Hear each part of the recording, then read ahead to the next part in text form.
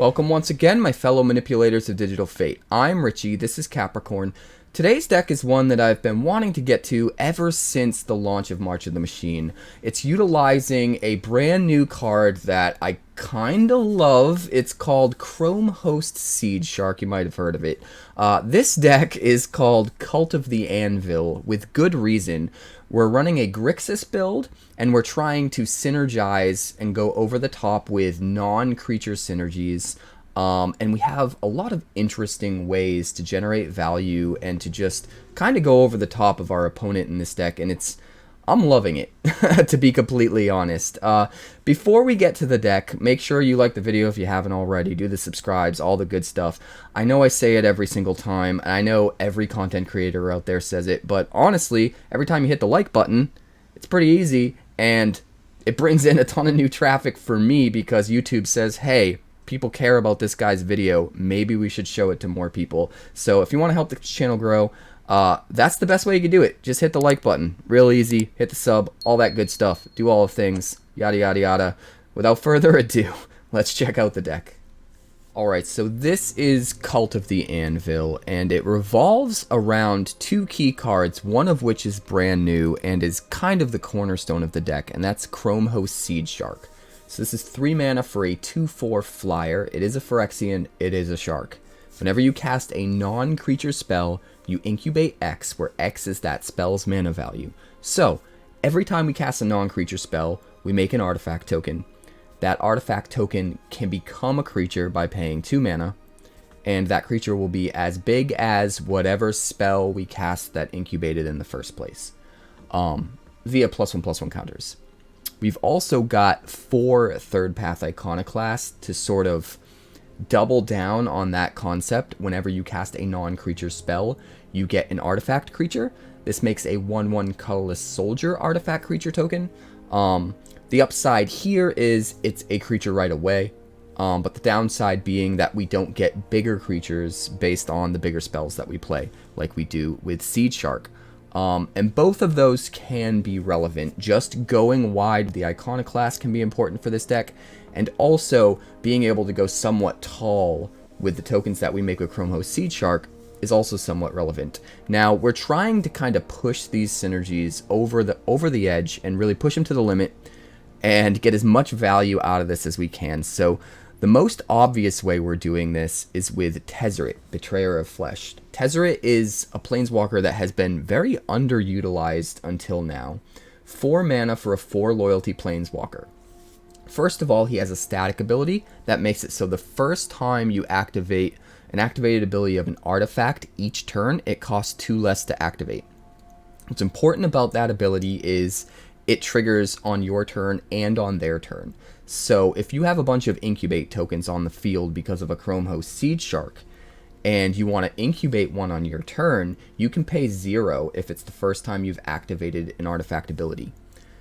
That's awesome. Flipping an incubate token for free is great, but what makes it even better is we also get to do it once on their turn. So once it hits their turn, now we get to activate any artifact ability for 0 mana, or 2 less, I guess. But since incubate costs 2, it would be 0 mana. We get to flip an incubate token on their turn as well. So that's 2 incubate tokens for free every turn cycle, which is already pretty nutty.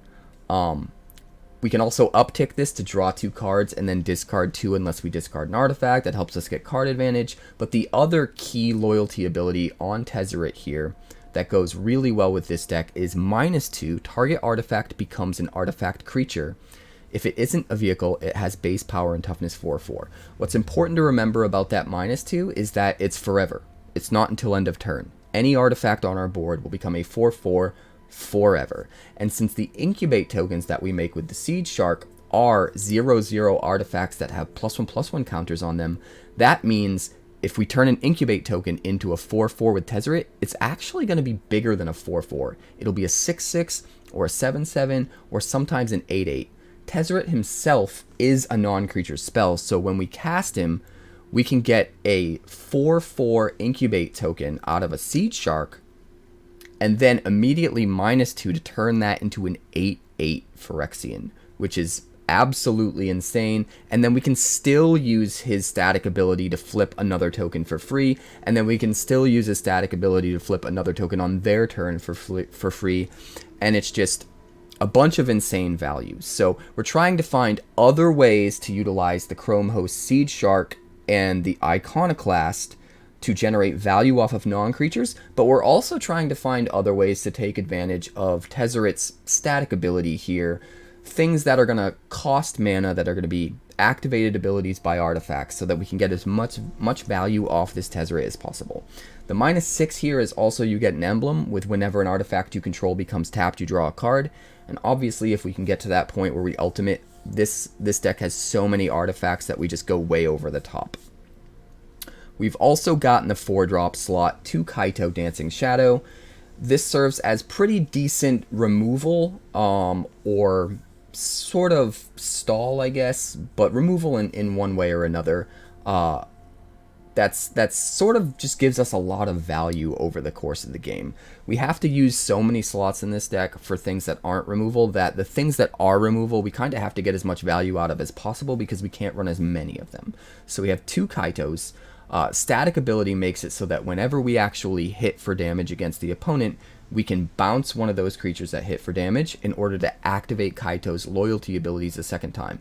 With this deck, we're going crazy wide with artifact creature tokens, and a lot of times we're just slamming in, and we don't really mind if they eat a few dudes in the attack, because we're swinging with so many, some of them are going to get through. And we also don't mind just bouncing one of those 1/1 tokens and making it disappear forever in order to activate Kaito's loyalty abilities a second time. So being able to uptick and make it so that something can't attack or block until their next turn, or sorry, until your next turn, can help us get through with our attacks. Paying 0 to draw cards can help us find the gas we need, or -2 to make a 2/2 colorless drone artifact creature token with Death Touch that when it leaves the battlefield we get to drain for 2, is also really effective because it helps us to continue to go wide with our artifact creatures like we want to do. Also gives us some nice resiliency if they're trying to attack in and destroy our planeswalkers. We've also got 1 Saheeli in the 4-drop slot. She really kind of synergizes with the deck decently well, but she's not as integral to the deck as something like Kaito or Tezzeret. So we've just got 1 copy, 4 mana for a 3 loyalty planeswalker. We can uptick to scry 1, and then if we want, we can tap an untapped artifact to draw a card. That's almost always very easy to do in this deck because we're going so wide with so many 1/1 tokens or incubate tokens or whatever the case may be. We can also -2 to make 2 1/1 colorless Thopter artifact creature tokens with flying and haste until end of turn. That's really good to continue to go wide, but also to give us some dudes in the air for some evasive threats, and really kind of helps us flip battles, which we'll get to in a little bit. We can also -4 to ultimate her and get an emblem with artifact creatures we control get +1/+1, and artifact spells we cast cost 1 less to cast. With how wide we're going with artifacts in this deck, being able to give them all +1/+1 with an emblem is actually kind of huge if we can get to that point. So 1 Saheeli is a really good addition. Moving down to our 3-drop slot, we've got 1 Blade of Shared Souls, because it's a non-creature spell, which means it's going to trigger all of our synergies with Shark and Iconoclast. But it also comes into play, counts as an artifact for things that care about artifacts in our deck, of which there are some. But then it can just come in and become a copy of the Seedshark or the Iconoclast itself, so that the next spell we cast, we get even more exponential value because we're getting, 2 or 3 times as many tokens off of every non-creature spell because we're just making copies. And then even if they kill the token that this Blade of Shared Souls is equipped to, we can just equip it to one of our random 1/1 dudes and have that guy become another copy of Iconoclast or Chrome Host Seedshark, or whatever the case may be. So we can always keep kind of multiple copies on the field and just kind of overwhelm with value over time. We've got 4 Fable of the Mirror Breaker because, again, this is a non-creature. It's going to trigger all of our non-creature synergies, but it's also going to contribute to our board. The 2/2 can swing in and make a treasure. The treasure's an artifact. It's going to count as, an artifact for things that care about that in this deck. Chapter 2 lets us cycle through to find key cards we might need, and then if we ever get to flip it to Reflection of Kiki-Jiki, we're in the same scenario as we're in with Blade of Shared Souls, where now we get multiple copies of Chromehost, Seedshark, or Iconoclast on the same turn before we cast all of our spells, and we get exponential value off of all that stuff. In the 2-drop slot, along with our Iconoclast, we're running 4 Oni-Cult Anvil. Now, this is one of the centerpieces of the deck, because not only is this able to constantly give us even more 1/1 colorless artifact creature tokens via its triggered ability, but it's a non-creature itself. So we can play this and trigger our Shark, trigger our Iconoclast. And then we can also have extra ways to sacrifice things, to drain for damage. It's just super effective to help us go even wider with a card that's still synergizing with our non-creature spell synergies. We've also got 4 Yotia Declares War. Now, this is my #1 pick for spot removal in the deck, because it also synergizes with the deck and provides all the pieces that the deck wants while also being the removal. So on Chapter 1, we can make an O2 Thopter artifact creature token with flying. It's going to count as an artifact. This card itself is a non-creature. It's going to trigger our non-creature synergies. On Chapter 2, we can tap any number of artifacts to do that much damage to a creature or planeswalker. So with how wide this deck can go, and you'll see in the games it goes crazy wide, it's very easy to kill any threat on their side, even if it's a really big planeswalker or a Shieldred or whatever the case may be. And then on Chapter 3, we can turn anything into a 4/4 until end of turn. So that's important because we have plenty of ways to generate flyers. The Yotia Declares Wars, the Saheeli, we have Chromehost Seedshark, and we're also running Invasion of Kaladesh here. And why do we want flyers? Because Invasion of Kaladesh comes in as a 4 defense counter battle for only 2 mana. It's going to trigger all of our non-creature synergies again, like almost everything in the deck does. And it's going to give us a flyer, a 1/1 colorless Thopter artifact creature token with flying, which will contribute to how many flyers we have and how many artifact creatures we're going wide with again. But once this battle is on the field, it's very easy to just swing in with a massive horde and get this thing flipped, or to use that Chapter 3 of Yotia Declares War to turn our flyer into a 4/4, or maybe we're using Tezzeret's ability to turn our flying token into a 4/4. Whatever the case may be, we're able to very easily now swing in with a 4/4 flyer, or in some cases just a really wide board of 1/1s that we don't really care if we lose a few of them, to flip this into Aetherwing. And what's important about battles in a deck like this is when we flip this into Aetherwing, we get to cast another non-creature spell for free. So we are triggering the Chromehost Seedshark, we are triggering the Iconoclast a second time for no mana whatsoever. And that Seedshark, it actually counts this as a 2 mana spell even though we're paying no mana. So it will generate a 2/2 incubate token. And then we have an Aetherwing in play, which is a star power 4 toughness flying vehicle that crews for only 1. So every single one of our little tokens that we make in this deck can very easily crew Aetherwing, whether it's to be on the blocks after we say go and block something really important or trade with a really big creature, or to just swing the next turn and just win outright with insane power in the air. It's very easy to get this to be an 8, 9, 10, 11, 12 power flying game ender that we just swing in with in a deck like this that goes so wide so easily.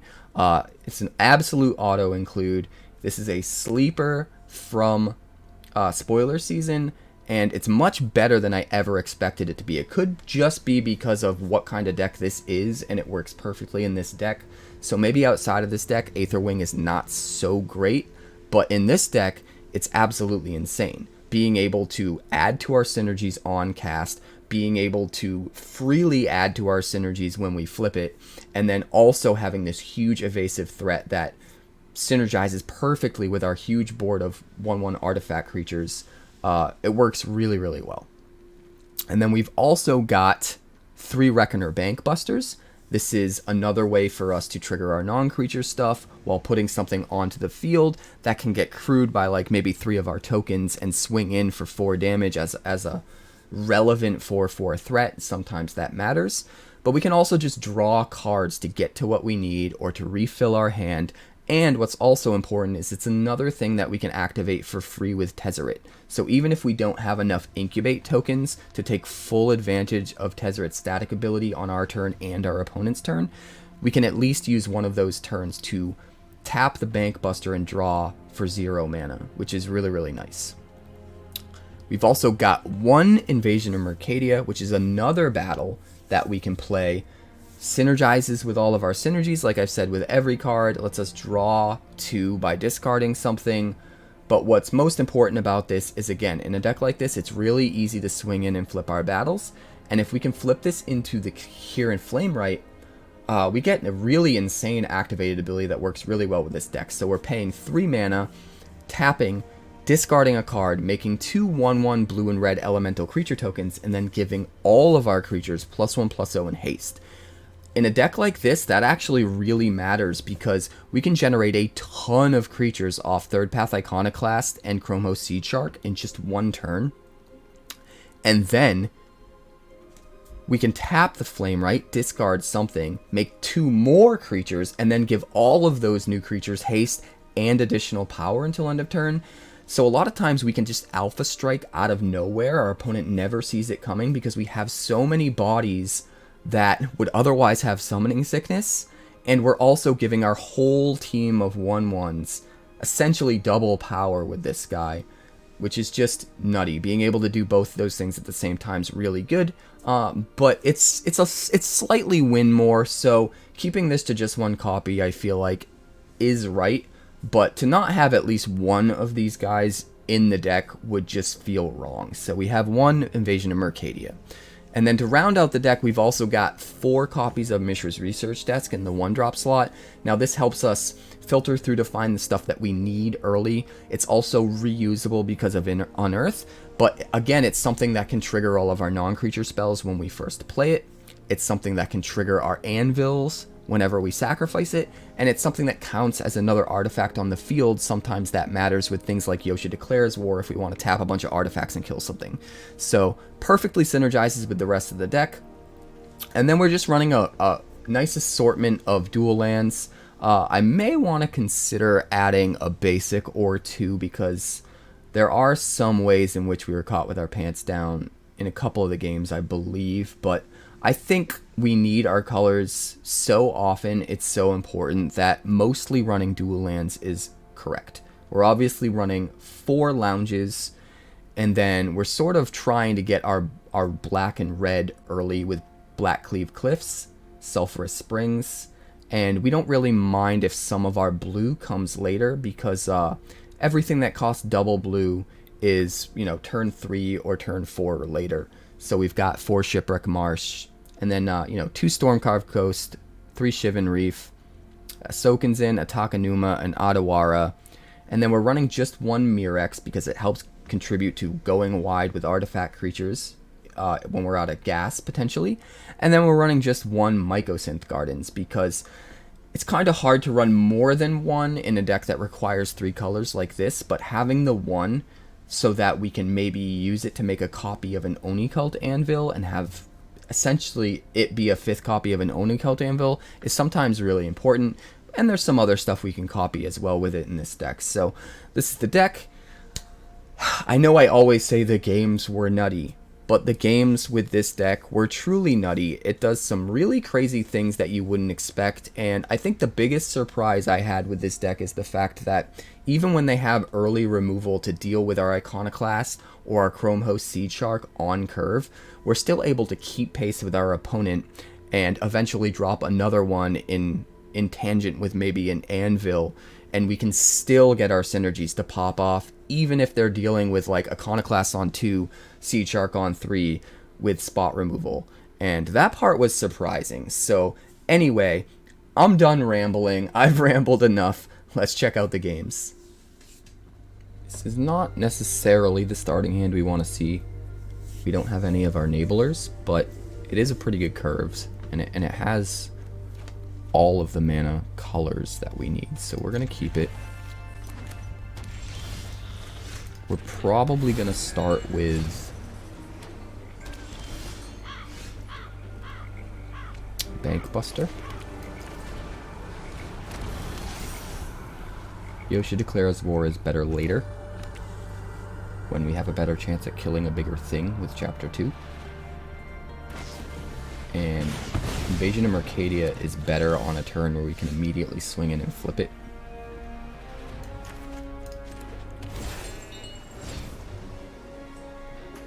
That being said, I don't mind just doing it now.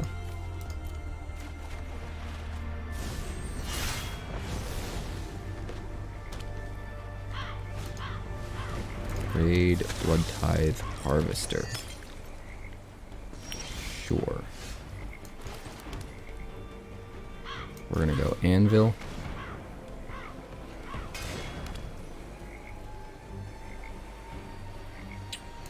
We're gonna go Yotia Declares War.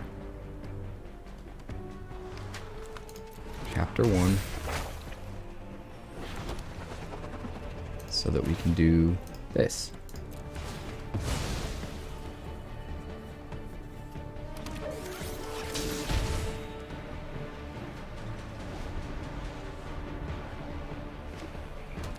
Seems pretty good.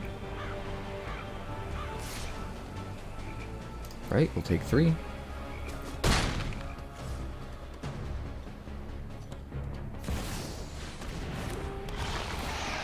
Ooh, bummer.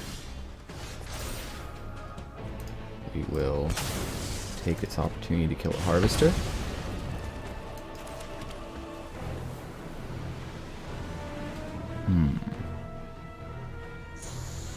Let me think. Gets to kill anything he wants when he flips the Shieldred.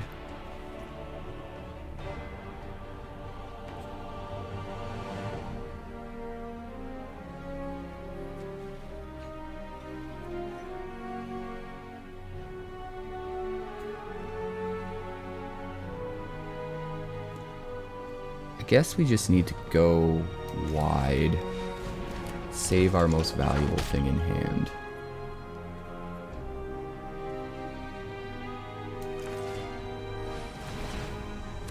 And let him do his thing.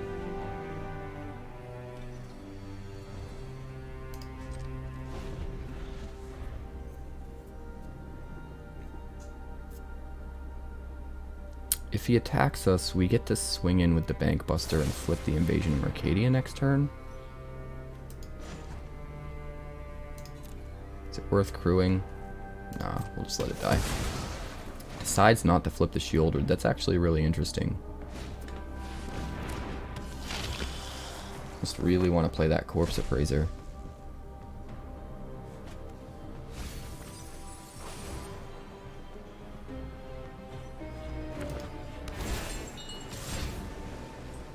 Alright, swings in for 4. That's fine.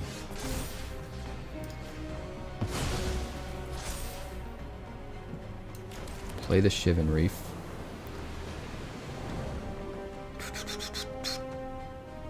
I guess we'll go Kaito. We'll uptick Kaito to hit Corpse Appraiser. You can't fight what you can't see. Move to combat. We'll flip Invasion of Mercadia and swing 1 there.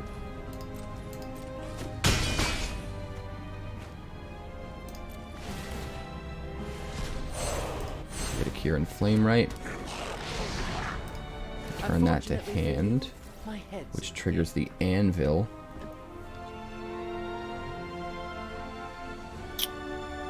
Do we want to -2 to make a drone? He's probably just going to kill Kaito with Shieldred's ability, right?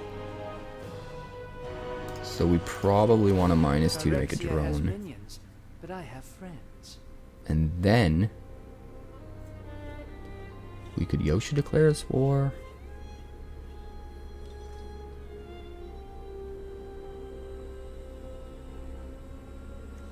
If he flips it, it's gonna be too late, so maybe we just need to...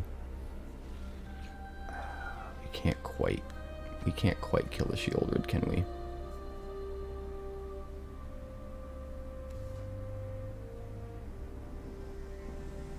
Tricky.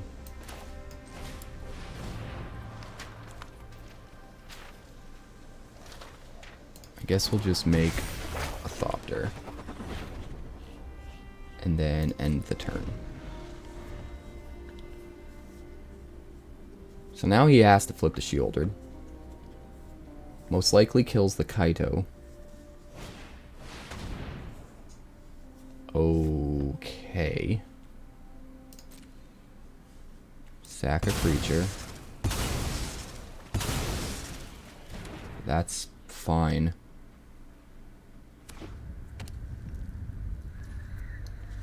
I don't know what he's thinking. Do not know what he is thinking. Another Kaito. That's actually really good for us. We're gonna play it. Stick close, stay quiet, and we'll be fine.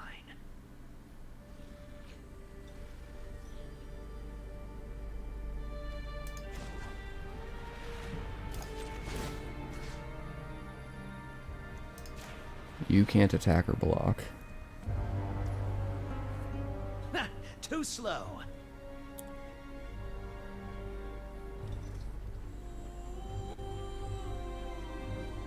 Okay.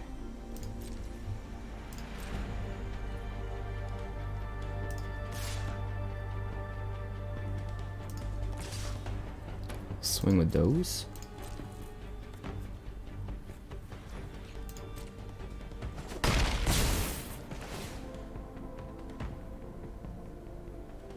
I've got the upper hand now.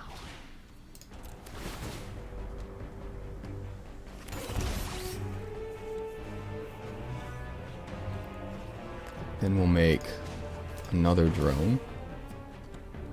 Let's show these scrapheads what real tech can do. Let's draw now.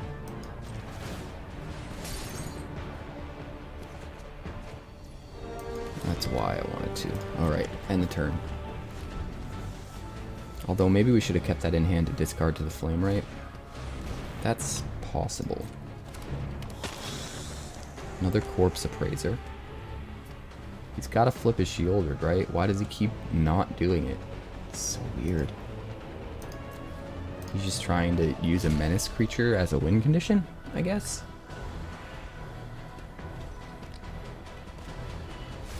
I guess he just doesn't have enough creature cards in graveyards for it to be useful. Sure.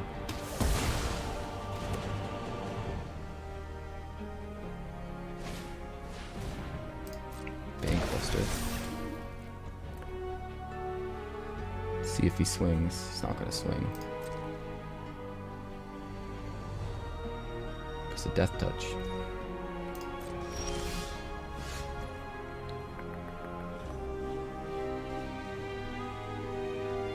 Scooby-Dooby-Doo. Alright, we need cards. We need cards, my friend.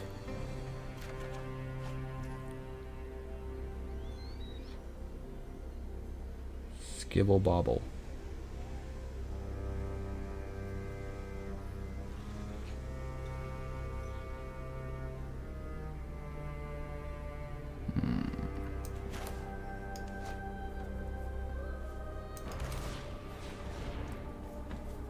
Start with this, I guess. Try and get some more cards this way. I would like to use Kaito's Uptick if I can.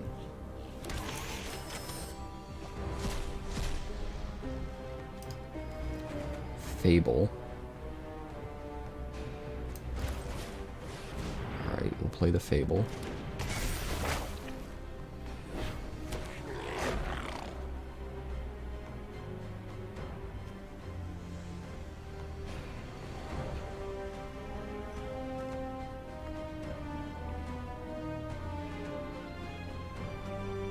I guess we'll just draw a card. Keep both eyes open. It's unlikely we need to discard now that the Kieran Flamerite's gone, so we're going to play that land out. We're just going to pass a turn. You still can't really effectively swing in. Not well. Even if he top decks Invoke Despair, we have plenty of things on the board to soak it up.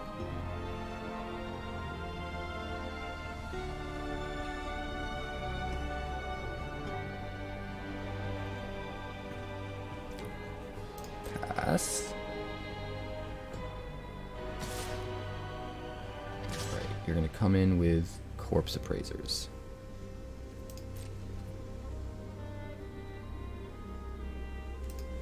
We're going to chump block one of them. We're going to eat the other one. And drain for one in the process. We're just going to make another drone next turn most likely. So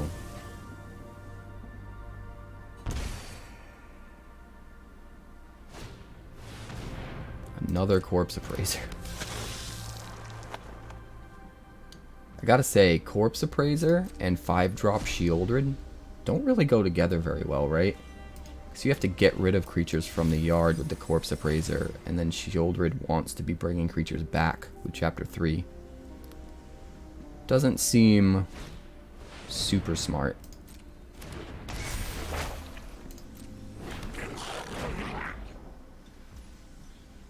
Alright. My turn. I will discard Takanuma to the Fable. Sick. We'll go like this. We'll go like this.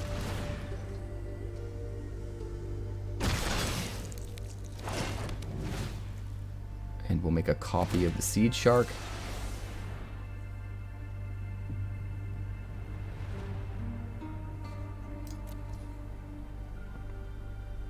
And then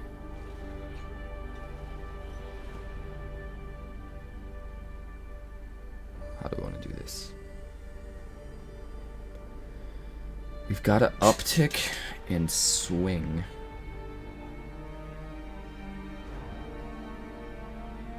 If we want to make a drone. I think we need to make a drone.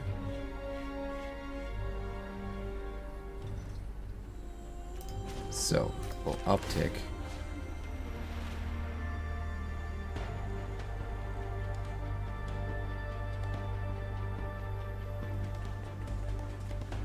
I guess we'll choose Shieldred.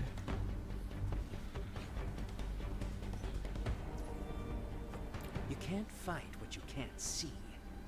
You can still block 3 things, right? Crew.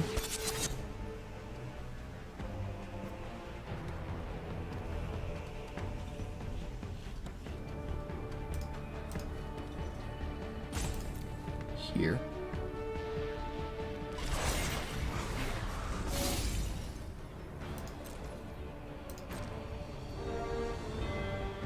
Swing, swing, swing, swing. So one thing's making it through no matter what. So he'll either eat the 3 small things, which will sack one of them. He'll be fine. Or he'll try to trade with the Bankbuster. If it was me, I'd block the 2/2 with the Bankbuster, and then I'd double block the 3/3 and the 2/2 on my Bankbuster.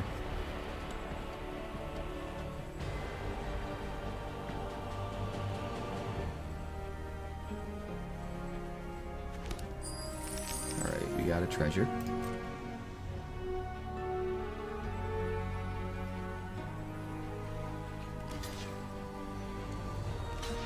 He is going to trade Bankbuster for Bankbuster, which is kind of good for me.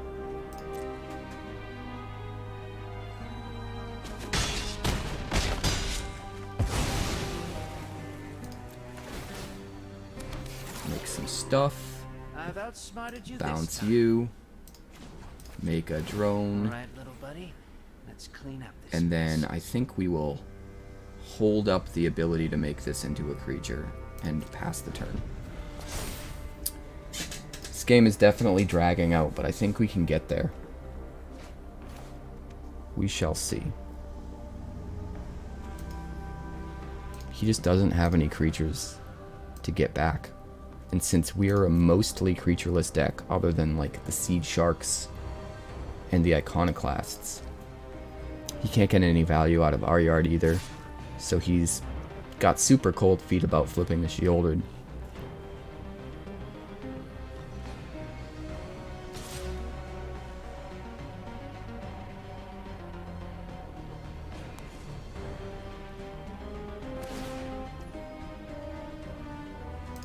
Just the one? Sure.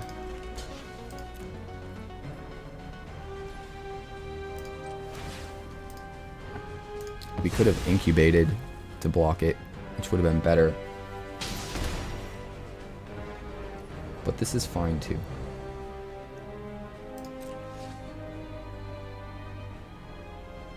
You gotta flip, man. You gotta waste your Shieldred flip. Wild.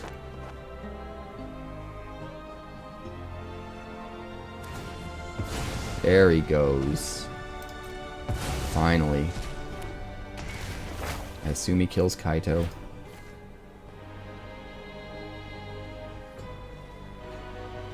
No?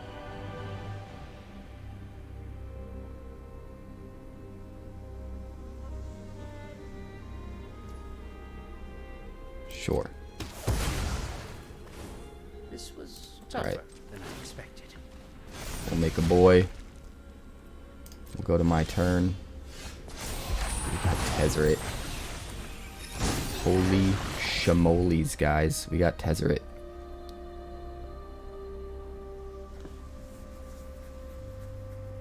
Holy shamoli. We're gonna start with this and trigger the anvil. See what we get.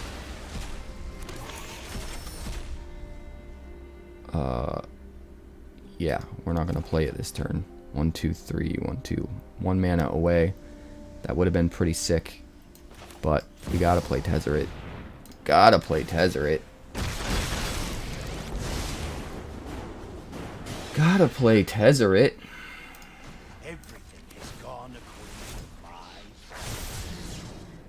This is what real progress looks like.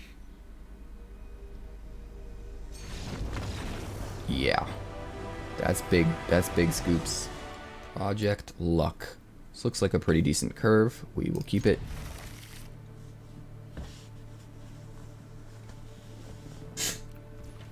Start with the lounge. Straight into Cliffs Anvil.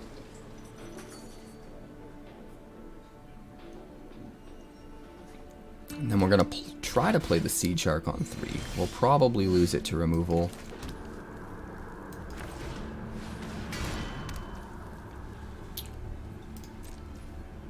But if we play the Fable first,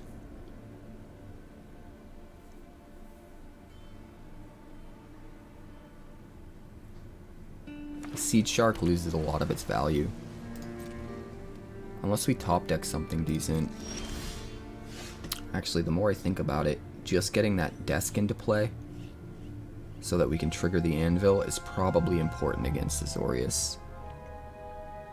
I think we're going to swerve.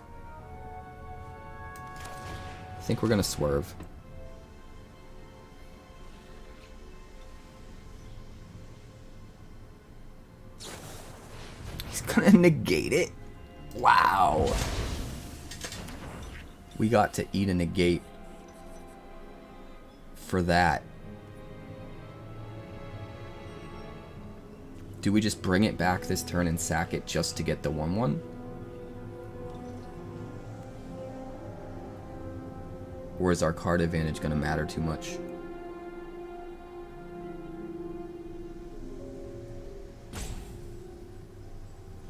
Tricky. I think I'm gonna do it.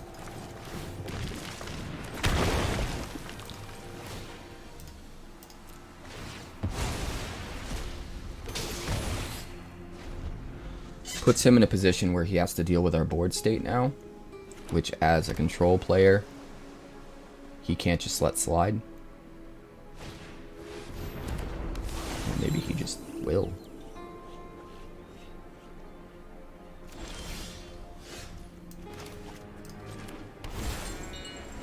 Alright, now we're going to try to bait some removal by playing Unctus first.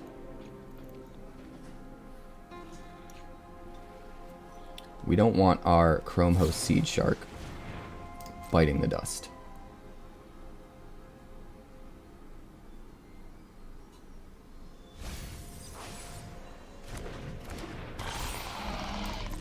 Swing 2.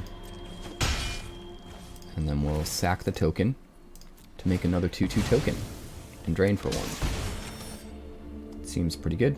We'll end the turn.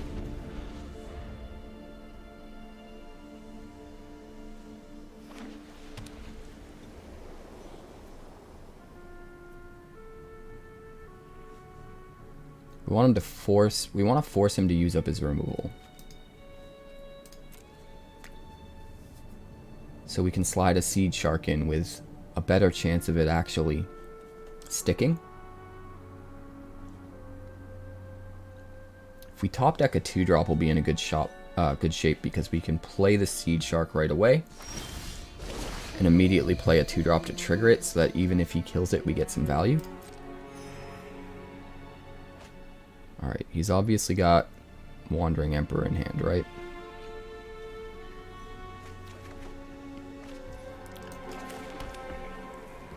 I believe yes.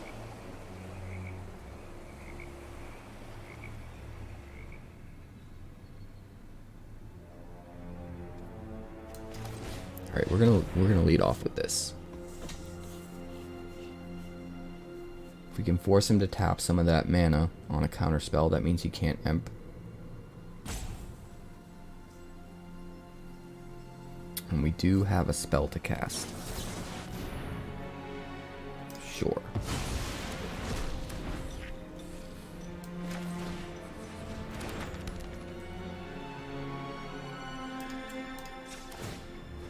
Crack the research desk, trigger the anvil. We will choose, let's see. This late in the game, it might be better to choose Invasion of Kaladesh.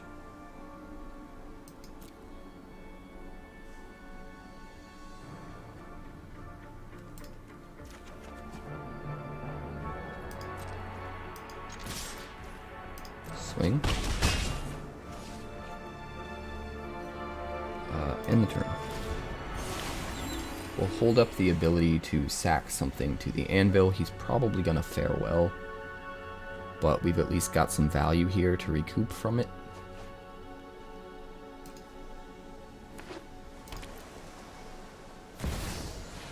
No, he plays Teferi.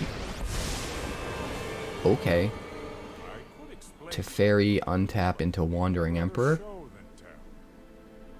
Probably.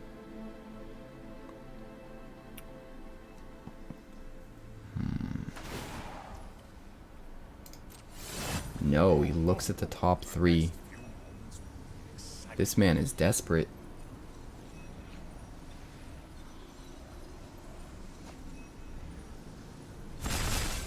Alright, so the real question is, do we flip our Invasion of Kaladesh? Or do we kill the Teferi?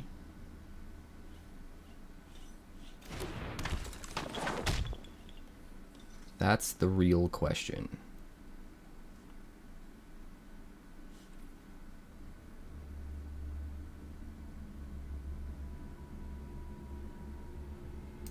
Well, we gotta play Kaladesh this turn. We get a trigger off Iconoclast. Does he want to negate it? He does. That is fine. we are going to schmacka.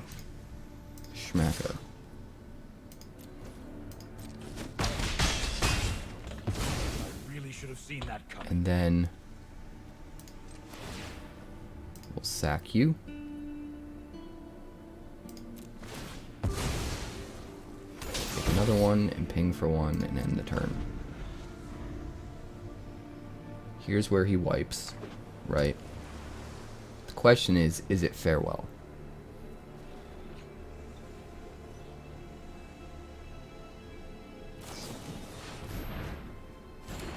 Still not there. There we go. Depopulate. Withdraw a card off of it. We get to keep our anvil. All of that is fine. 1, 2, 3, 4, 5, 6. So we're going to start with this so we can trigger our anvil and get some more card advantage.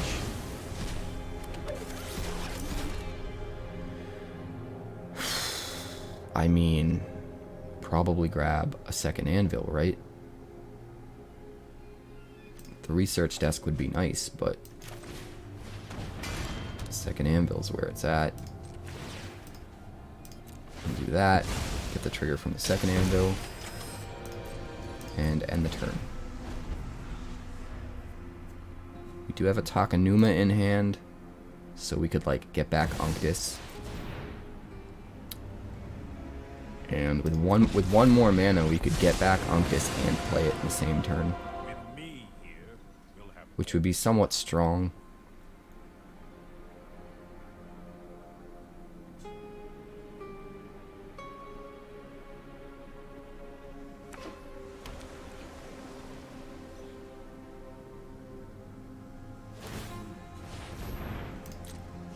Alright, activates the Celestis.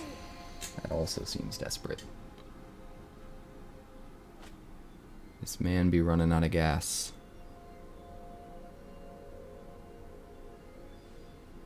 I think we might ignore Teferi and just go for the throat. Not the card, the tactic.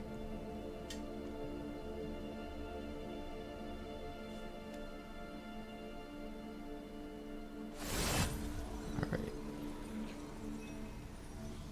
Sure.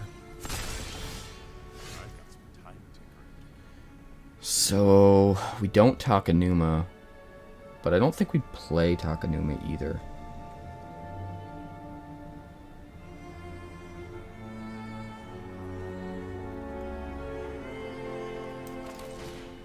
We're going to lead with the Fable.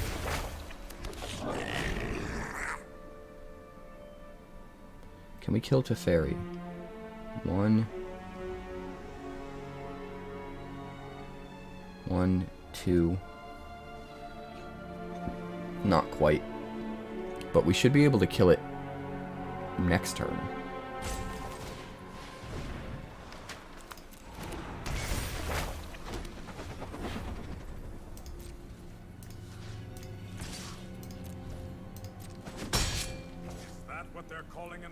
The man says good game.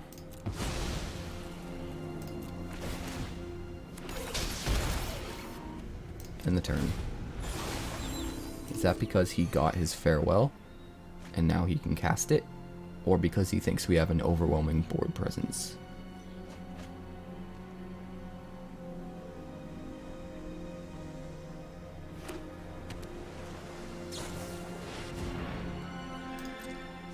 That's a lot of cards. It's definitely not good game, my friend. He almost definitely finds his farewell if it exists.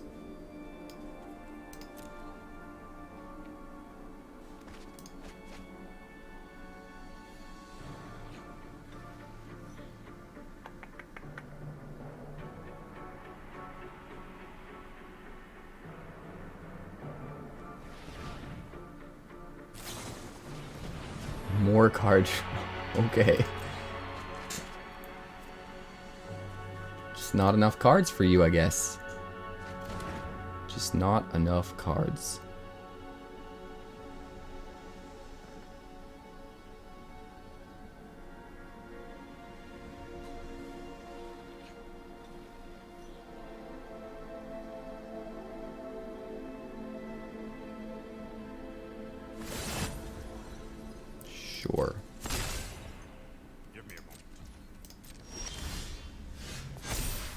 We will discard this Stormcarved Coast, but we will keep the Takenuma.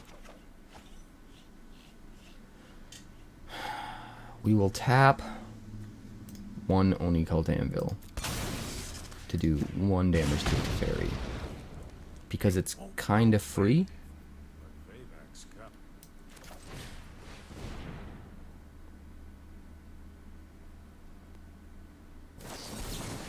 Really? Okay. Sure. Kill Teferi. Swing at you for 1.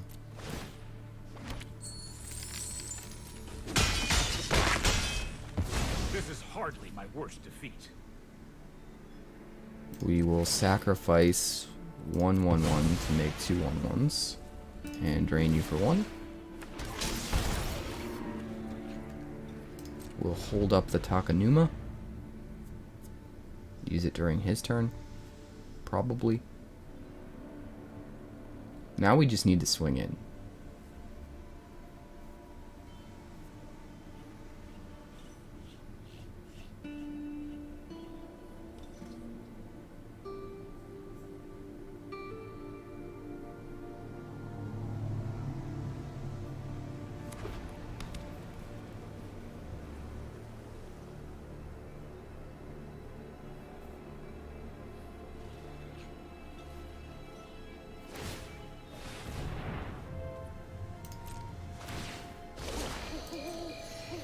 Really? You still didn't find what you need?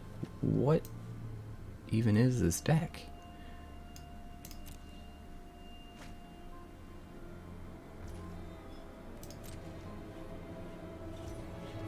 Okay, he's gonna hold up some instant speed stuff. We're gonna use Takenuma. Question is, what do we get back?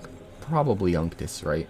I think Unctus is just the absolute best against his board state, even though a Kaito would be good too. I think Unctus is just better.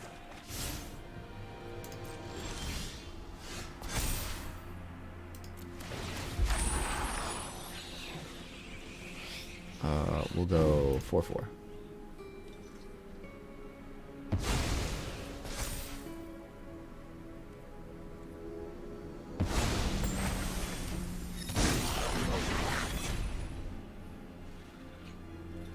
Play the thing he knows about first.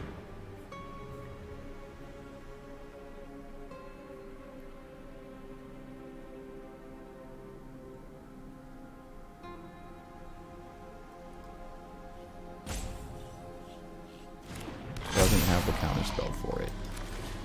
Alright, play the Oni-Cult Anvil. I assume this gets negated.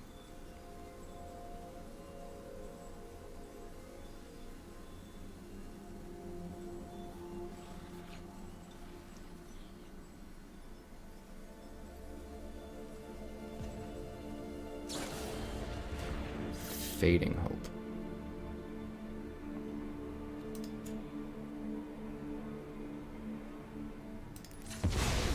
No, that's not happening. Glad that's the thing I turned into the 4/4, because he was gonna target whatever I turned into the 4/4, and at least I could sacrifice that in response and get something out of it.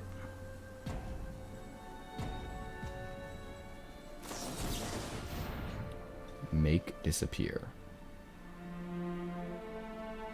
Sure. We're gonna auto pay. We have the mana.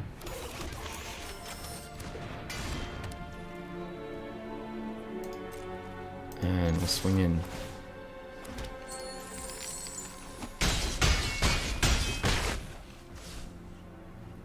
And we will sack a token to make 1 more token with our new anvil. And drain for 1. And we'll end the turn. Got him down to 5. I mean, he definitely has sweepers in the deck. He's just not drawing them. Or he thinks that they're just a band-aid and he's trying to deal with the root of the problem. But at this point, there's too much on the field, and he's got to sweep, right, regardless. But I could understand why, in turns earlier, maybe he had one tucked away in his hand, and he's thinking, like, the board state's not so overwhelmingly bad that I should use this right now. I should make sure I hold on to it in case I don't get another one, and search for my way of getting rid of anvils first, and then sweep the board. Otherwise, we just keep coming back and recovering from the sweep of the anvils. So I could see that, maybe.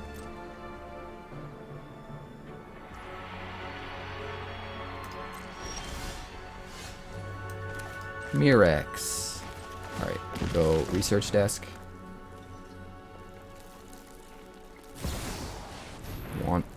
Wandering Emperor. I am the Emperor Okay. of Kamigawa, and I will I didn't tap protect anything. my people. I don't know why you Let would do your that. brave do the talking.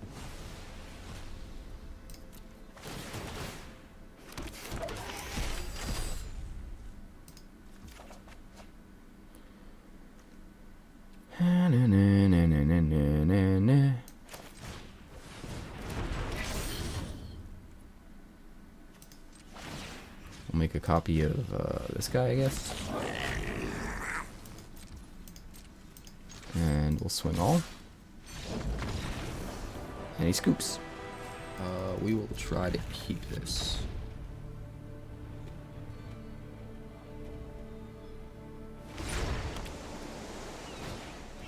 Recruitment officer. That sucks. That means turn 3 Cathar is going to eat our Iconoclast. There isn't really anything we can do about it. It's just gonna happen. We still have to play it though.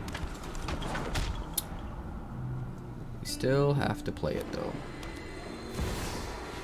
Oh no, Savior of Wallenbach. Very strange. Why didn't he... Oh, he doesn't want to lose this dude.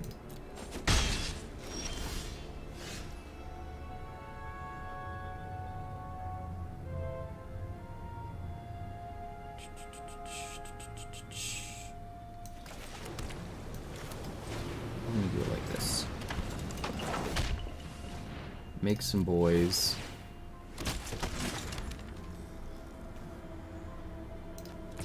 Offer a trade.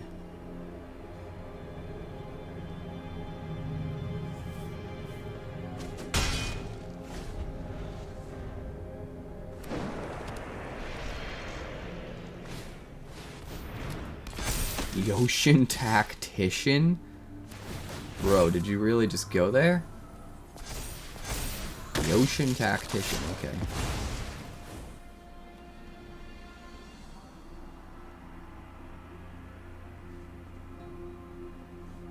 No blocks.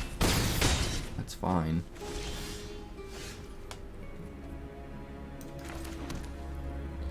So, we're gonna have to kill that Savior of Wallenbach.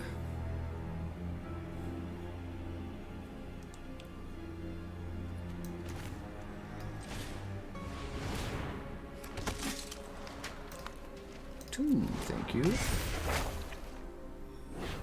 1, 2, 3, 4. Give me that. Thank you. And then we'll go Bankbuster. And then we will pass the turn. We are very wide with all of the things.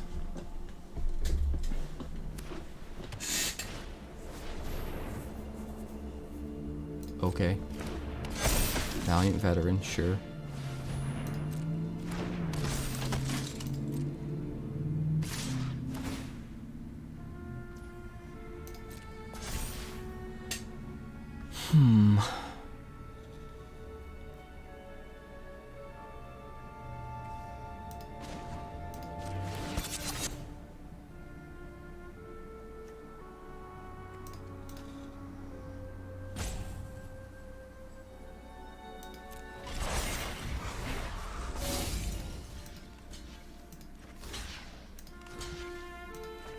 we're gonna do it like that.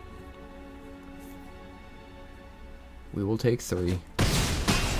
We will kill your dude. Your guys will get smaller. Little itty bitty.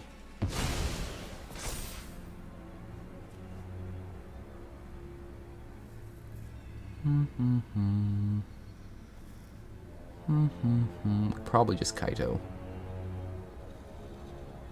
But I'm not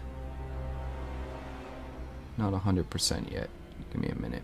We could Unctus and Research Desk.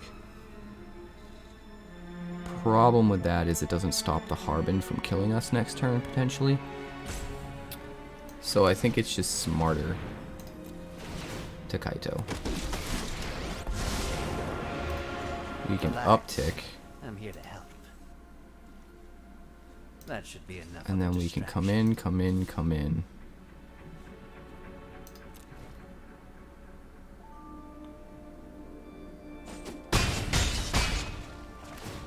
And we'll return this guy. Stay alert. Something's up. And we'll make a drone. All right, little buddy. Let's That's clean up this pretty mess. strong.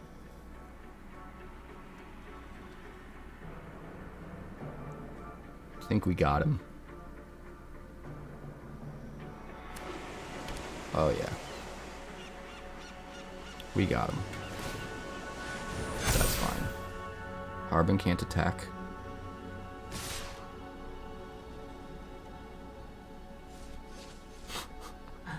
Yes, exactly. Now you see.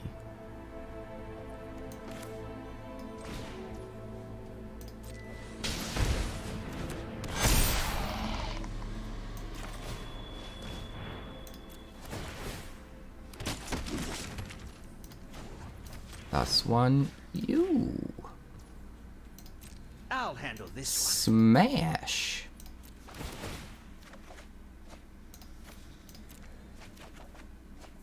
Ooh, Tezzy. Yeah, we'll keep the Tezzy. Good night.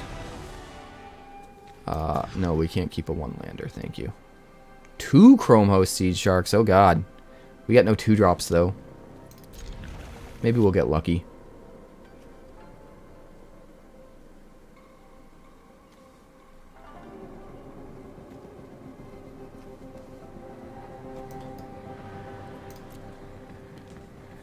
Maybe we'll get lucky.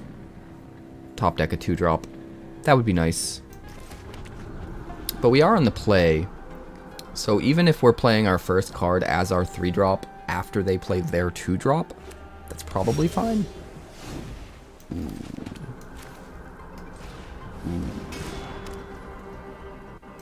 Ooh. Sharky's coming out to play.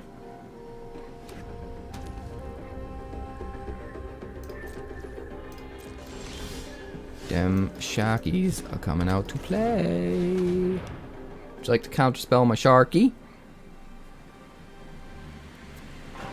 Mr. Esper?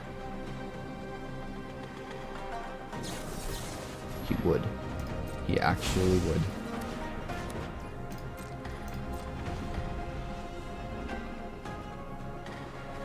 A strange urge to want to buy some now. That's hilarious. Not gonna lie.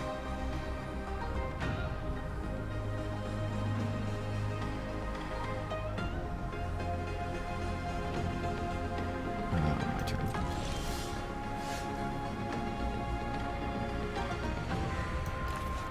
Is he just like...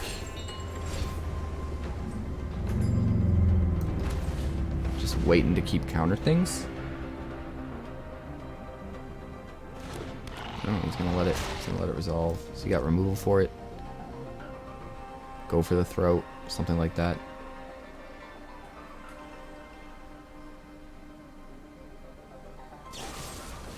Yeah.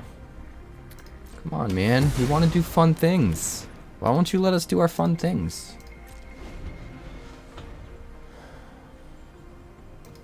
No fun allowed against Marvelo. 0 fun. It's the no fun brigade.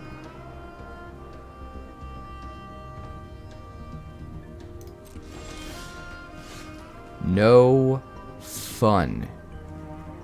Well, we can't just play an Iconoclast, right? Do that. See if he's got another counterspell.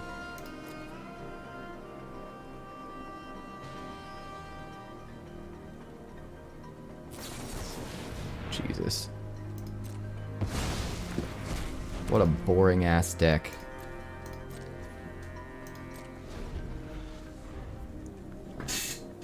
I'm just gonna stand around and say no. Like a liberal protester over here.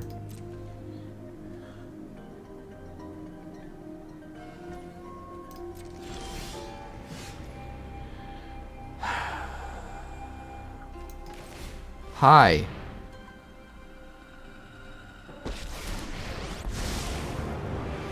Sick. I won't quit until Kamigawa is safe.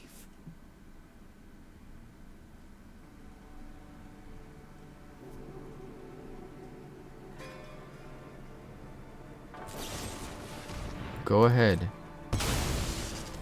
That's fine. Deal with this. That is quacktastic.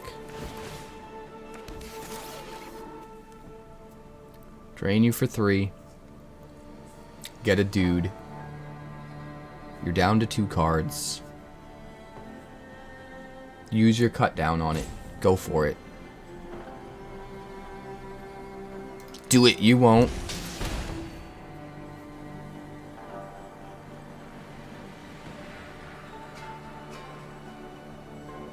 I'm gonna win this race for one reason and one reason only. Because he drew one more land than me. Wow. Wow. March of Wretched Sorrow, my token.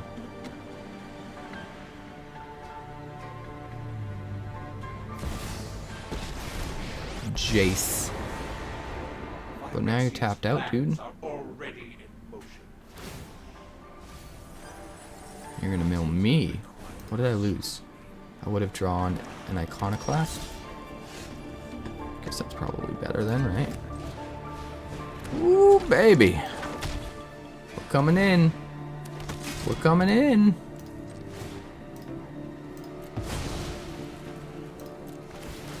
Welcome to the funhouse. Here we go.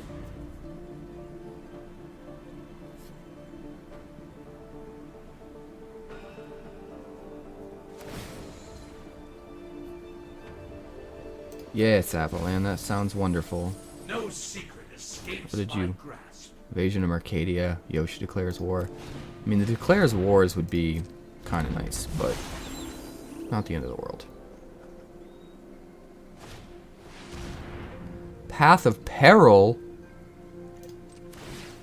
Lame.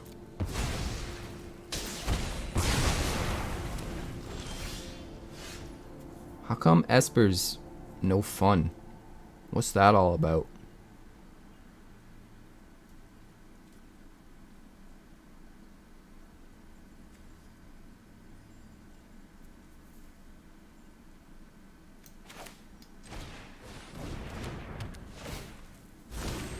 Zero fun, man. Kaladesh coming in hot. Pass turn.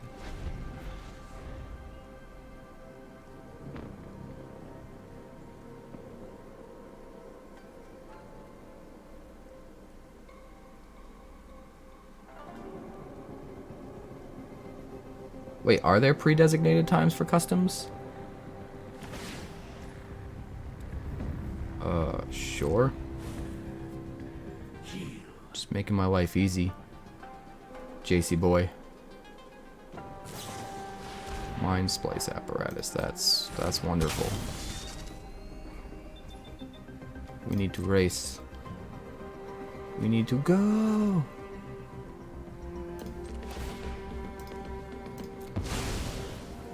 Might as well drain for 1 now, since it can't attack for 1 next turn.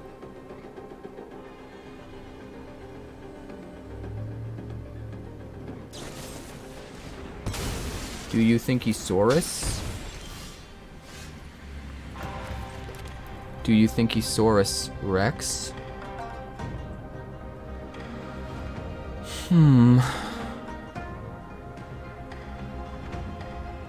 things we can do. I don't know how good those things are, though.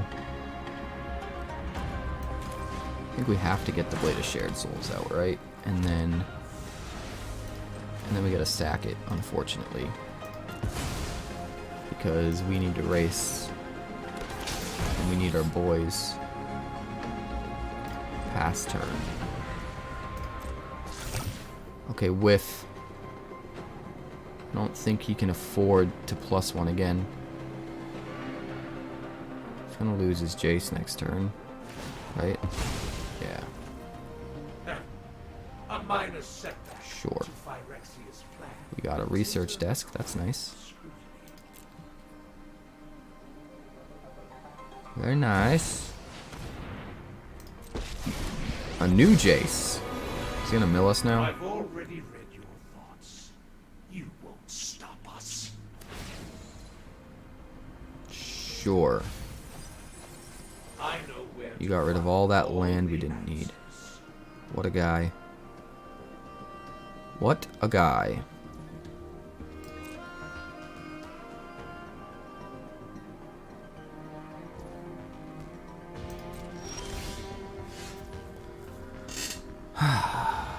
I want to copy the anvil and then crack the research desk. That's what I want to do.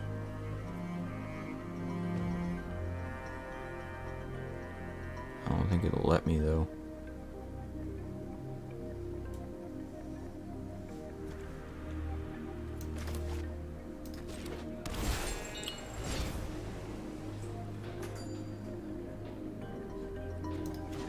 It's not gonna let me do things, guys.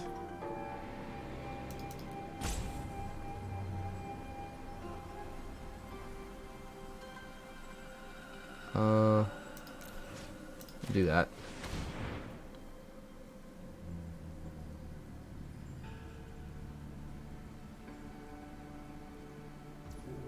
Thank you. Then we'll do this.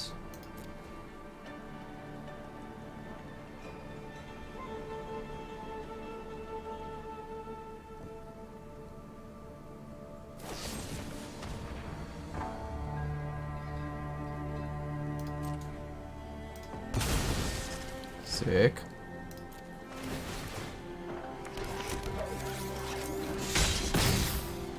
Does set us back a whole nother turn, which kind of sucks.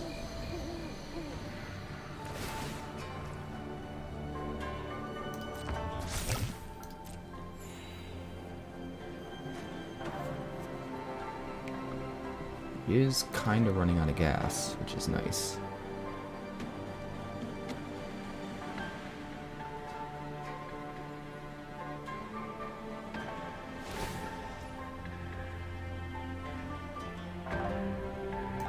Sure. There goes all of our Iconoclasts, which we can't really trigger anymore, so that's fine.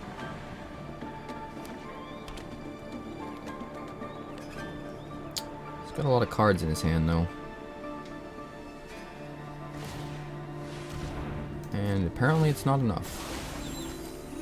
He needs even more.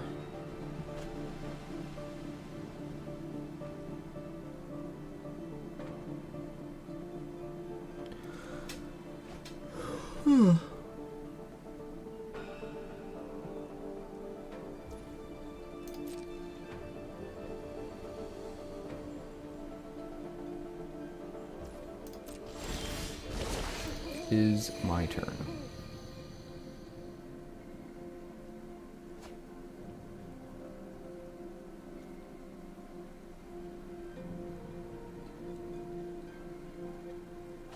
Let's see what we draw. A land. That's just wonderful.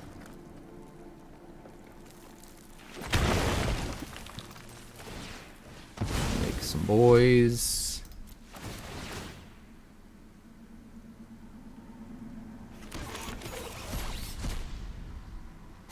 Really?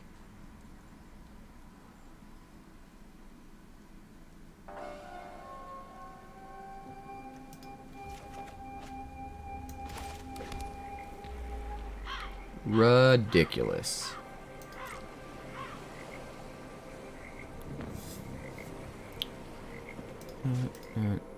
Da, da, da, da. Skaboomba. Skaboomba. Alright, goodbye, Jace. Hello, win condition. A more efficient solution must be found.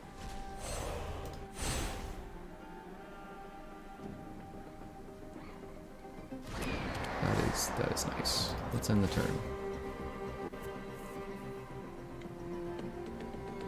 Come on, baby. Another Mindsplice apparatus? I don't think that matters at this point. You better have removal for that Aetherwing. Go for the throat isn't gonna do it. Edict might. If I can top deck a creature that's not a token, I need to play it before I crew the Aetherwing. Just in case he's got Edict. I'll take note of all your failures. He could March of Wretched Sorrow it, I guess. Getting mighty low. He's getting mighty low on mana, but he does have those Mindsplice apparatuses, so who knows what he could actually do. Probably plenty. Probably plenty. Sure.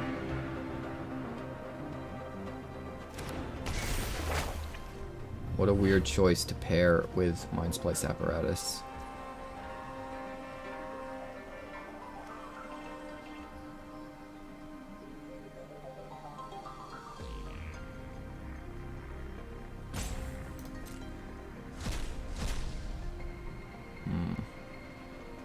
Well, at least it doesn't kill our Aetherwing.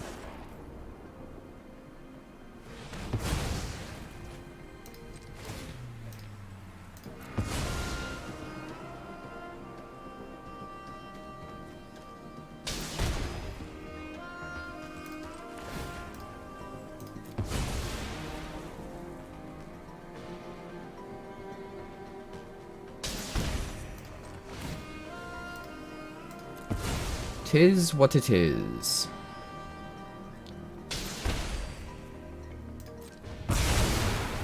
Should be able to recover from this. Swing in for massive damage with the Aetherwing. Come on, top deck.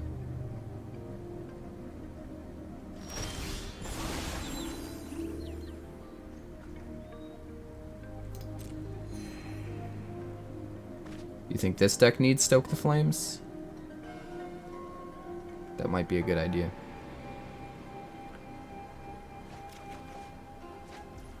Actually, that sounds like a really good idea. Let's see. 4 mana. Get back something that costs 2. Has to be creature or planeswalker. So, Iconoclast is really it. Or a Chrome Host. But if we get back the Chrome Host, we can't play it this turn.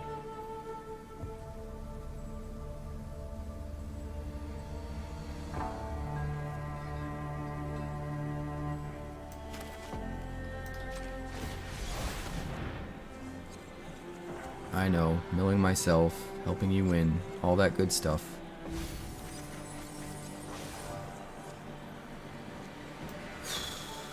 We're gonna get back Iconoclast. No, we don't need Iconoclast, do we?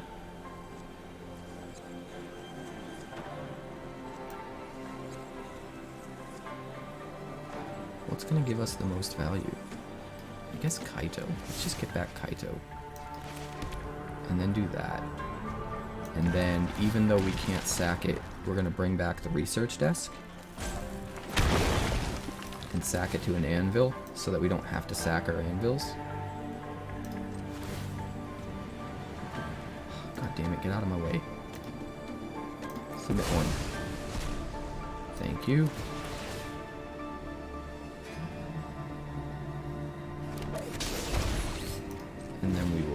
crew this bad puppy.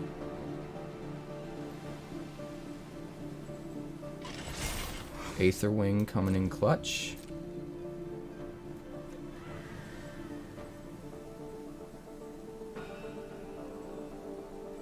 Oh wait, he still has the Celesis untapped. Yeah, that was a mistake. If I realized he still had the Celesis untapped, I would have got back the Iconoclast. It wouldn't have made a difference because he didn't have the Edict, but in case he had the Edict, instead of being greedy and bringing back the Research Desk to sack, I would have sacked one of the Anvils and played the Iconoclast. Just to not be greedy.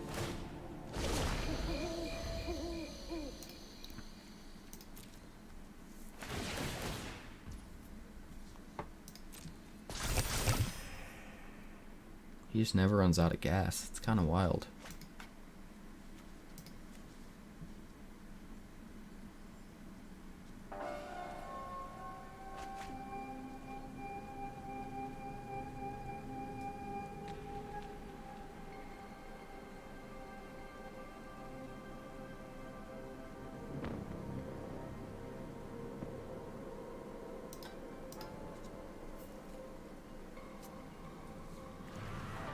We're at 20 and he's at 27, so we have no chance of decking him out for us.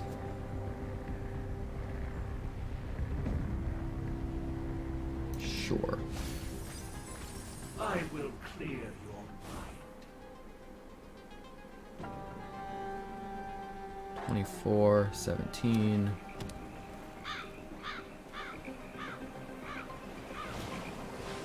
Invasion of Amonkhet. Well, that fucking sucks.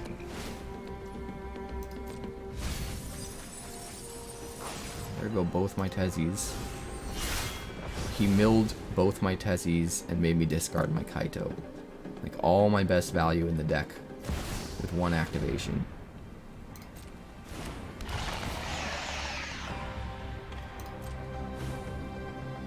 Nice whiff on your Shieldred.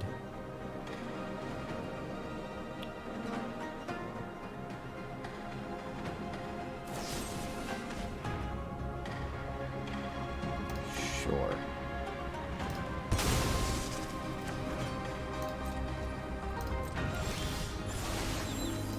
Sure.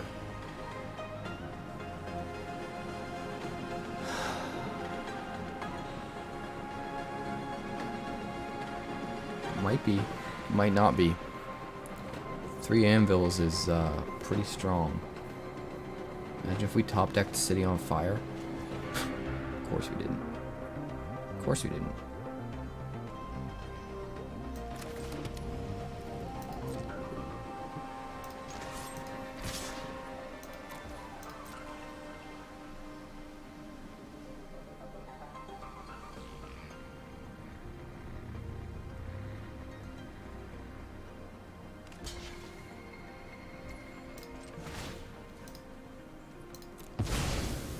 Bam, balam, balam.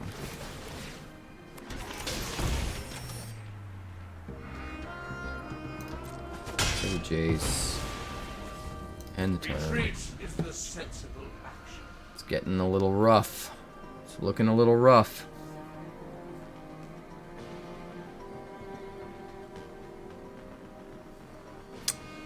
If he swings with the Shieldred, we can double block it and sack both of them. Drain, if we wanted to. Probably better to save them to attack with, though.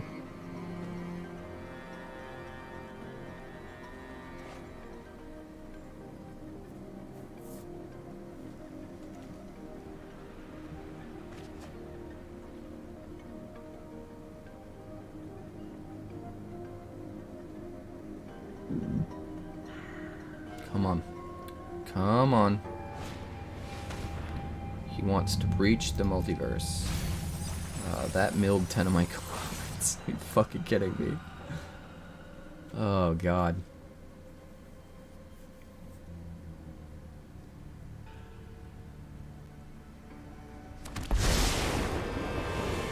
And then he Jaces. Focus on the facts. You son of a bitch! dirty son of a bitch.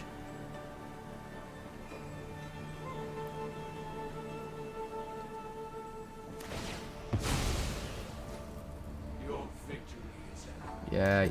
nothing more. It ain't over yet, buddy. Every last thought to Phyrexian. I still get to deal 5 damage to your head before I lose.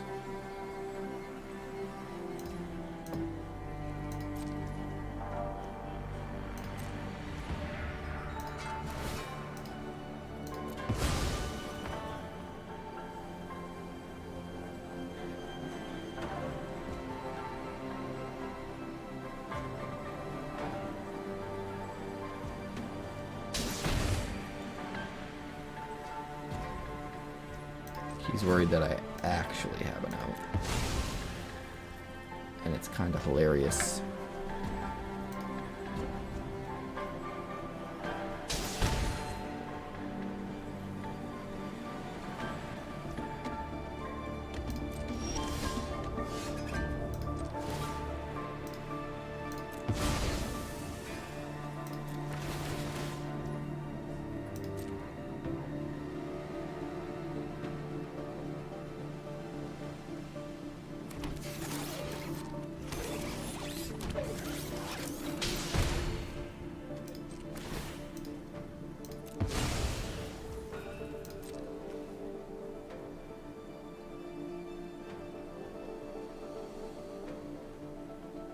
Never in control, never ahead.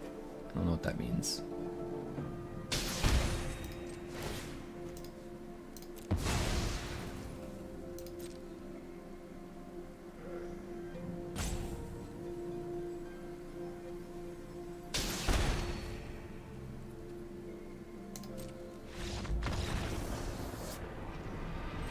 We were close. Honestly. Oh god, we can keep this, I guess. We'll start with, I don't know, Invasion? Invasion of Mercadia, discard the Mishra's research task. Whew! Fell out of his pocket in the Blind Eternities. Bloodthirsty adversary. Coming in hot. Look at me giving all the fucks. So many fucks to give. Maybe we discard a land.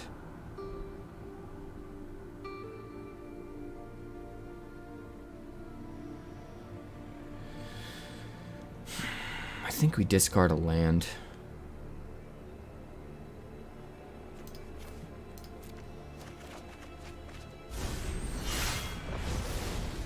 Well, we've got all of our payoffs, but none of our enablers. That's kind of a bummer. Ooh, is he stuck on land? That might help at least. Fable.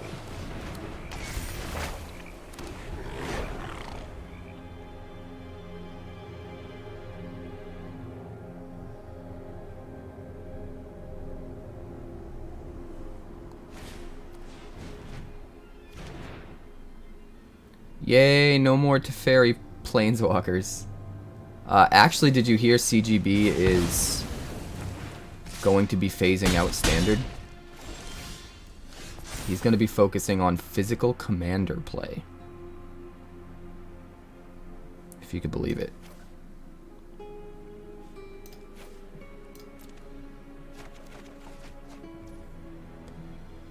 We'll go like this.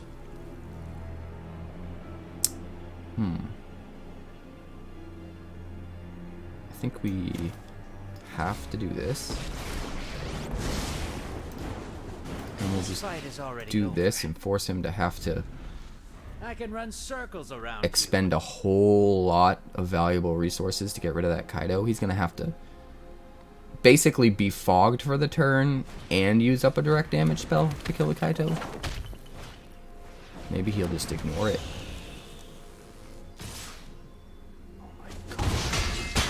Madman. He's an absolute madman.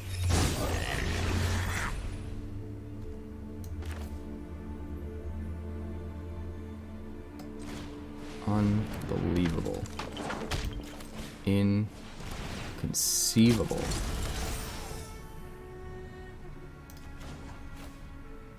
Alright, we're gonna need the health, so we're absolutely gonna do that. Pass turn.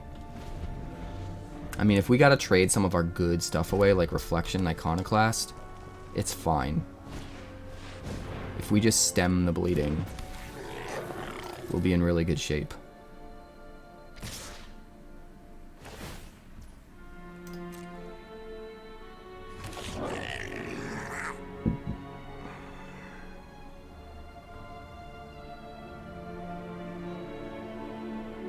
Let me think. Do we want to lose the Iconoclast or the Kikijik?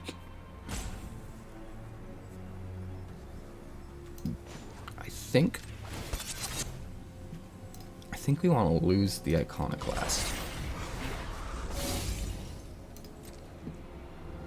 We're gonna go boom, boom. How much can we afford to take? I think we have to have this die so we can gain the life.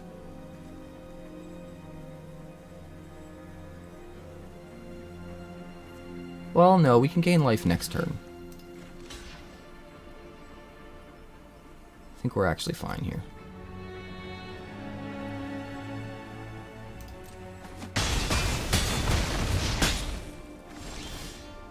I think we're actually fine.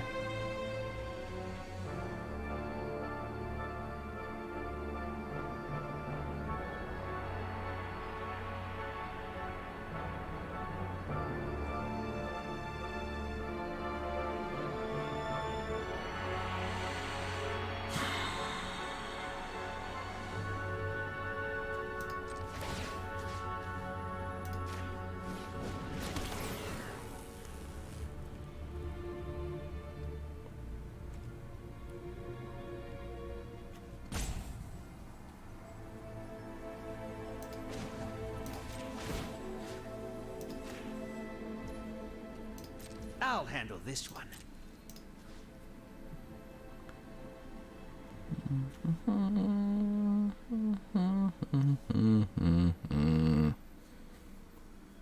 Would that be better? No.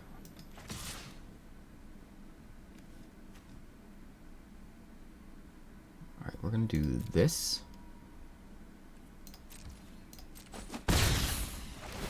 And then we bounce it. We get the drain.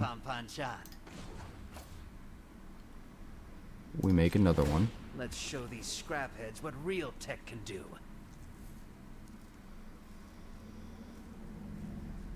I'm a little bit worried.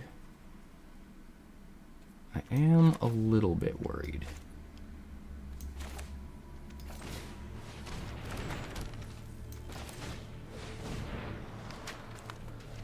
We could go Chapter 2, kill the adversary. No, we'll just go Chapter 1. If he has a Lightning Strike or Regatha, we're just dead.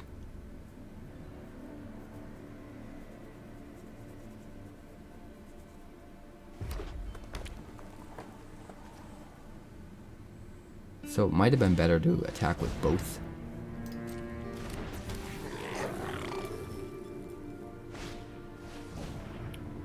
Another Phoenix chick.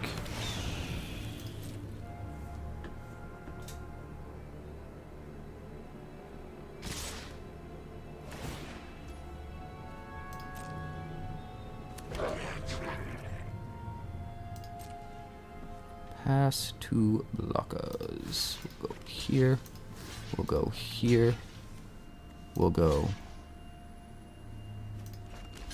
not there. That's a lie. We'll go here.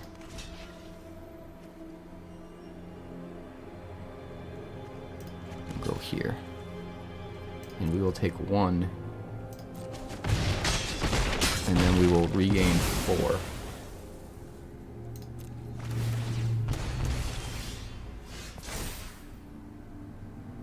We will tap.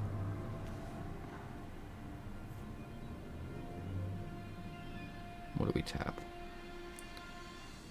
Guess we can tap you. Kill you.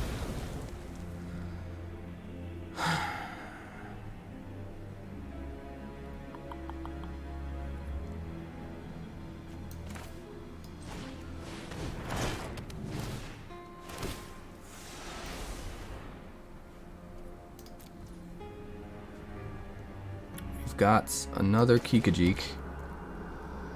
We uptick that guy. I can run circles around you.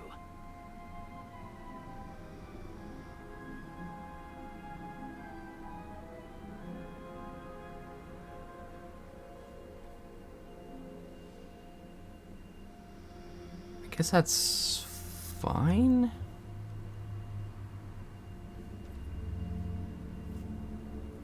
We're gonna pass. We could make a token to attack with so that we could bounce it with Kaito so that we could use another one of Kaito's abilities. But I think I'd rather just hold up the ability to make a blocker.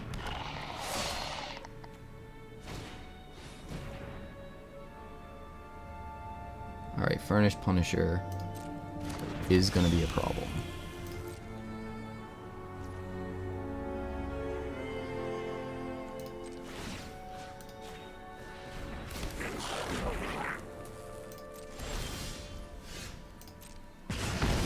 Is going to be a problem.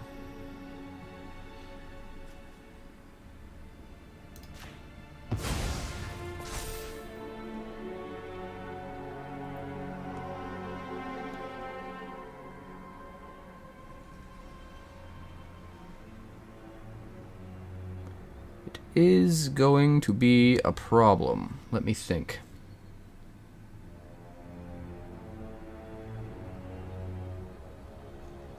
Tezzy. I guess we go like that. I'll handle this one.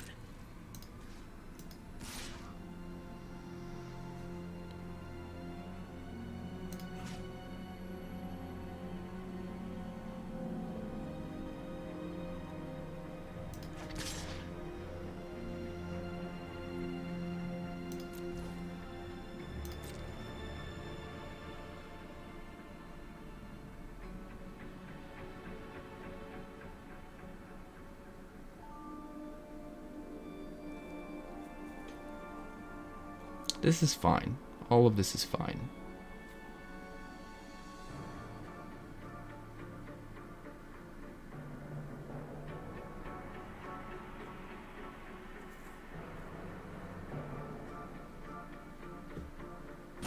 Gaming my ass off. Get me caught up, because that's a lot to read. What's the basic gist of what you guys are arguing about?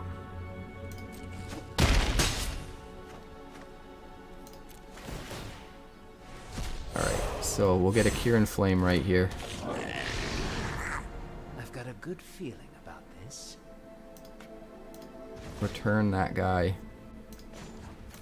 Go like this. Phyrexia has minions, but I have friends.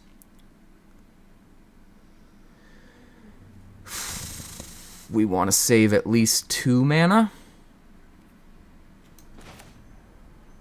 I think we play... No, you know what? We're going to do that. That and that and that. Oh, man. Yeah, we're just going to pass. I got some ideas. Cost of paper, MTG.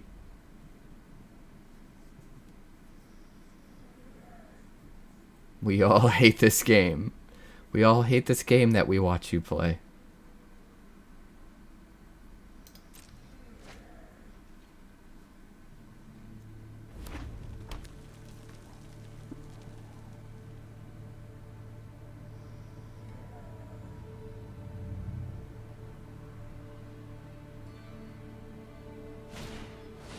Alright, we got a squee. That's fine.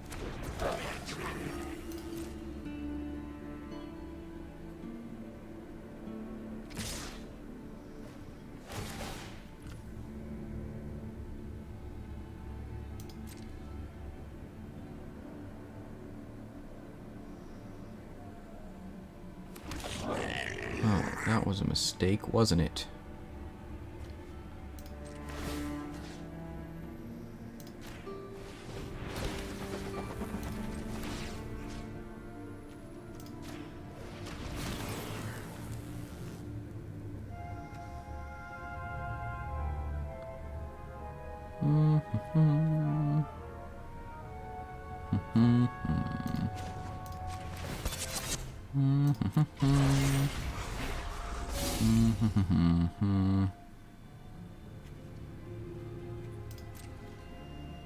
Pass two blockers. You and you and you and you.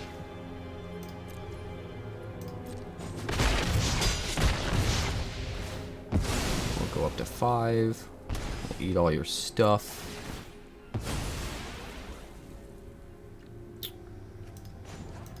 We'll draw a card. And we'll crack you. Look at all this value, guys. Look at us just going to town. Just going to town.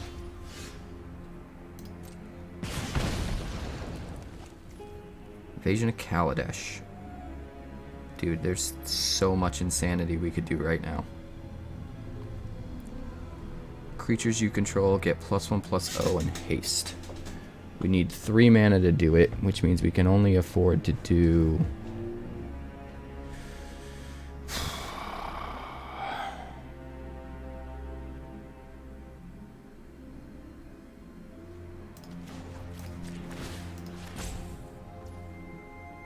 That should be enough of a distraction. Guess we'll just do... this.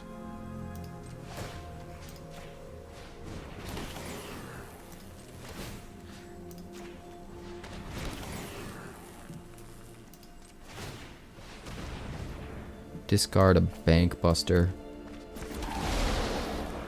Oh yes. Crew 3. This fellow.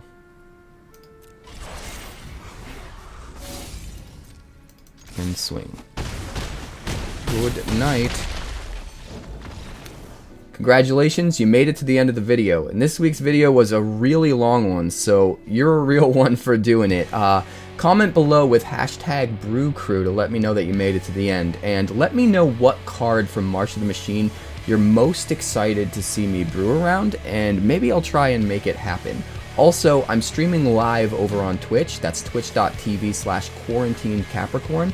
So come on over and head over if you want to catch me making the sauce behind the scenes, because if I'm alive and I'm breathing, I'm there and I'm streaming, and I'll see you next time. Thanks so much for checking out my channel. We're working hard to get to 2,000 subscribers now because we blew right past 1,000. So make sure you like and subscribe. Also, if you'd like more magic deck text, that's somewhere over there. And if you'd like to see what else the channel's been up to lately, that's somewhere over there. Also, subscribe, circle below, do all the things.